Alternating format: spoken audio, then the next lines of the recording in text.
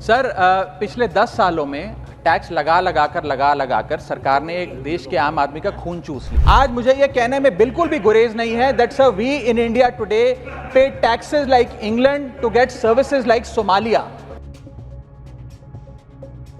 Sir आमतौर पे देखा जाता है कि जब भी वित्तीय बजट देश में प्रस्तुत किया जाता है तो देश के कुछ वर्ग उस बजट से खुश होते हैं और कुछ वर्ग उस बजट से निराश होते हैं। लेकिन इस बार सरकार ने वो अचीव कर लिया जिसे अचीव करना संभव ही नहीं था। इस सरकार ने इस बजट से लगभग देश के हर वर्ग को निराश किया। They have manage to displease all sections of our society. In fact sir Bharatiya Janata party के अपने समर्थक भी, अपने वोटर भी इस बजट से बेहद निराश हैं। सर बजट 2024 में अगर आप सर इनको मुझे बोलने दीजिए, नहीं तो मैं if you want me to yield मैं बैठ जाता हूं सर। आप बैठो, आप बोलने दो। माननीय सदस्य, आप बोलो ना। माननीय सदस्य, क्या प्रॉब्लम है? कृपया बैठे। बैठो क्या आप। बैठ जाए? बैठो आप। प्लीज बैठिए। आप बोलिए थोड़ा, प्लीज कंटिन्यू बोलिए।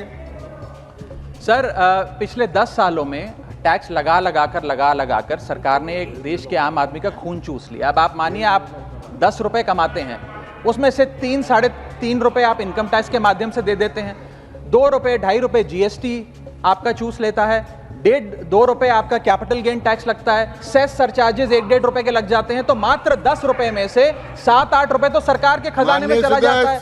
तो आम इंसान को मिलता क्या है, आम आदमी को मिलता क्या है? और सरकार जो हमसे इतना टैक्स लेती है उसके बदले में सरकार हमें देती क्या है? कौन सी ऐसी अंतर्राष्ट्रीय सेवाएं, world class health care, education, transport सुविधाएं सरकार बदले में देशवासियों को देती है? मैं ये भी पूछना चाहता हूं। इसीलिए आज मुझे ये कहने में बिल्कुल भी गुरेज नहीं है that sir we in India today pay taxes like England to get services like Somalia. Sir मैं अपने इस भाषण को सर 2 भाग में बांटूंगा। पहले भाग में मैं सर सरकार की इतनी दुर्दशा 2024 के चुनावों में क्यों हुई और आज की आर्थिक स्थिति क्या है उस पर बात करूंगा, और दूसरे भाग में कुछ सुझाव भी सरकार को दूंगा।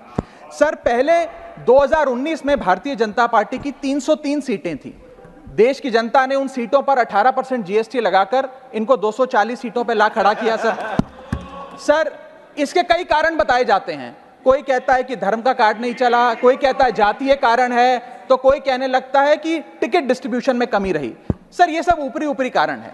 मैं 3 कारण बताता हूं जिस वजह से भारतीय जनता पार्टी की ये दुर्दशा हुई। पहला कारण है इकोनॉमी, दूसरा कारण है इकोनॉमी, और तीसरा कारण भी है इकोनॉमी। सुनिए प्लीज, ये सर मैं बैठ जाता हूं।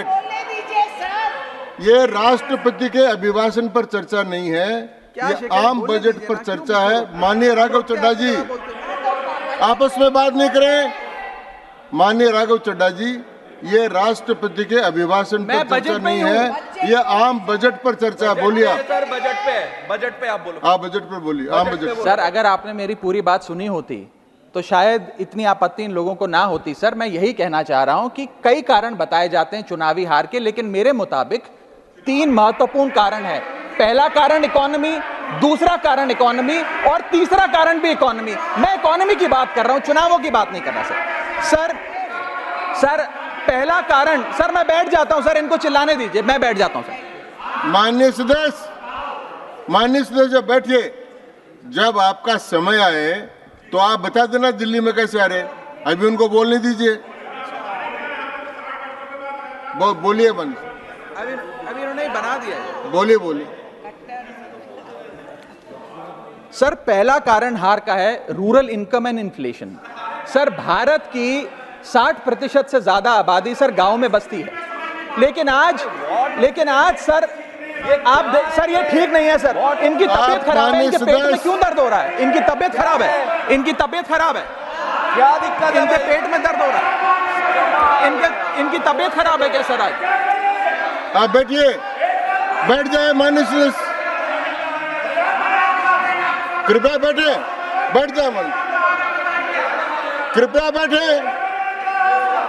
बैठिए।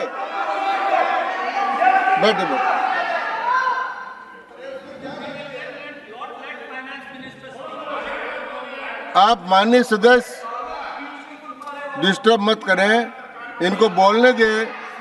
आपको बोलने का अवसर मिलेगा, अब इनको बोलने दें। हाँ सर, मैंने 2.5 मिनट बोला, उसमें 5 बार इन्होंने इंटरप्ट किया। मैं अपना समय सूद समेत इनसे वसूलूंगा सर। मैं आगे चलता हूं सर। इस देश में सर पहला मेरा कारण था, ब्याज की आदत ठीक नहीं है sir. Rural income and inflation sir, आज rising rural inflation, rural unemployment, low crop yield, income inequality, farmer debt, high input cost, low income, no MSP और क्रॉप लॉसेस के चलते यह आलम है सर कि रूरल इनकम ग्रोथ वित्तीय वर्ष 23-24 में डेकेडल लो पे है, डेकेडल लो पे। और सर इसी के साथ साथ किसानों की आय दुगना करने का वादा था, स्वामीनाथन कमीशन के अनुसार एमएसपी देने का वादा था। वो वादे जब पूरे नहीं हुए तो आलम यह है सर कि पिछले 25 महीने लगातार रियल रूरल वेजेस डिक्लाइन पर हैं लगातार। और इसके साथ साथ यूपीए के दौरान, कांग्रेस पार्टी की सरकार के दौरान फार्म वेजेस में 8.5% का इजाफा देखा गया था। एनडीए 1 के दौरान 3% और एनडीए 2 के दौरान -0.6% का इजाफा देखा गया, यानी कि रूरल वेजेस गिरती जा रही हैं सर। मैं इसे साधारण भाषा में समझाता हूं सर। 2014 में एक दिहाड़ी मजदूर एक दिन की अपनी दिहाड़ी से 3 केजी अरहर की दाल खरीद सकता था सर। आज वही दिहाड़ी मजदूर वर्ष 2024 में एक दिन की दिहाड़ी से 1.5 केजी अरहर दाल खरीद पा रहा है, यानी कि महंगाई भी बढ़ रही है और उसकी आमदनी भी घट रही है। इसका नतीजा क्या हुआ सर? इसका नतीजा यह हुआ कि इनका वोट शेयर घटा। रूरल एरियाज में 5% भाजपा का वोट शेयर घटा। इनके खुद के यूनियन एग्रीकल्चरल मिनिस्टर चुनाव हार गए और 398 रूरल सीट्स में से 2019 में इनको 236 मिली थी, आज 398 सीट्स में से इस बार मात्र 165 सीटें मिली हैं, यानी कि रूरल इंडिया में इनको नकार दिया गया है सर। दूसरा मेरा जो आज देश में आर्थिक स्थिति है जिसके कारण इनकी भी ये चुनावों में दशा हुई, उसका है फूड इन्फ्लेशन सर। थाली का बजट बिगड़ गया सर। आटा हो, दूध हो, चावल हो, दही हो, हर वस्तु पे महंगाई का आलम है, जीएसटी का आलम है और लगातार इस देश में फूड इन्फ्लेशन बढ़ता जा रहा है। 9 से 9.5% के लगभग आसपास फूड इन्फ्लेशन मंडरा रही है सर इस देश में। और मैं पूछना चाहता हूं सरकार से कि वो कमोडिटीज जिसमें हम सेल्फ सफिशिएंट थे, वो कमोडिटीज जिस पे हम एक्सपोर्ट किया करते थे, उसमें कैसे महंगाई घुस गई? और अगर वो कमोडिटीज भी महंगी हो गई हैं तो उसका फायदा किसान को क्यों नहीं मिलता? वो सारा पैसा जा कहां रहा है? ये एक बड़ा महत्वपूर्ण सवाल है सर। आटा 2014 में 21 रुपए प्रति केजी बिका करता था, आज 42 रुपए प्रति केजी हो गया है। दूध 30 रुपए प्रति लीटर के आसपास बिका करता था वर्ष 2014 में, आज 2024 में 70 रुपए प्रति लीटर बिकता है सर। देसी घी 2014 में 300 रुपए प्रति केजी पे बिका करता था, आज 2024 में 675 रुपए प्रति केजी बिकता है। अरहर की दाल 80 रुपए प्रति केजी बिका करती थी 2014 में, आज 230 रुपए प्रति केजी बिक रही है। और न जाने कितनी वस्तुओं के दाम आसमान छू रहे हैं सर। और अगर यही रफ्तार रही महंगाई की तो जितनी रफ्तार से 303 से 240 पर आए हैं, उससे तेज रफ्तार से 240 से 120 पर आएंगे सर ये लोग। Sir third reason is unemployment, यानी कि बेरोजगारी सर। इनफॉर्मल सेक्टर हो या फॉर्मल सेक्टर हो, अनऑर्गेनाइज सेक्टर हो या ऑर्गेनाइज सेक्टर हो, हर जगह अनएम्प्लॉयमेंट है। और सीएमआई की रिपोर्ट यह बताती है कि अनएम्प्लॉयमेंट दर ऑर्गेनाइज सेक्टर की इस देश में 9.2% है। अनऑर्गेनाइज सेक्टर की तो बात ही भूल जाइए, ऑर्गेनाइज सेक्टर की अनएम्प्लॉयमेंट दर 9.2% है। और हम लोग अपने देश के ह्यूमन रिसोर्सेस को किस कगार पे लाकर खड़ा कर दिया है उसका आलम देखिए सर। उत्तर प्रदेश सरकार के सचिवालय में पीएन की पोस्ट के लिए 368 नौकरियां निकली, 23 लाख लोगों ने उसके लिए आवेदन पत्र दिए। इंडियन रेलवेज के ग्रुप डी एम्प्लॉइज में 63,000 पोस्ट निकली, उसके लिए 2.5 करोड़ लोगों ने आवेदन पत्र दिए। 2.5 करोड़ ऑस्ट्रेलिया की आबादी से भी ज्यादा है सर।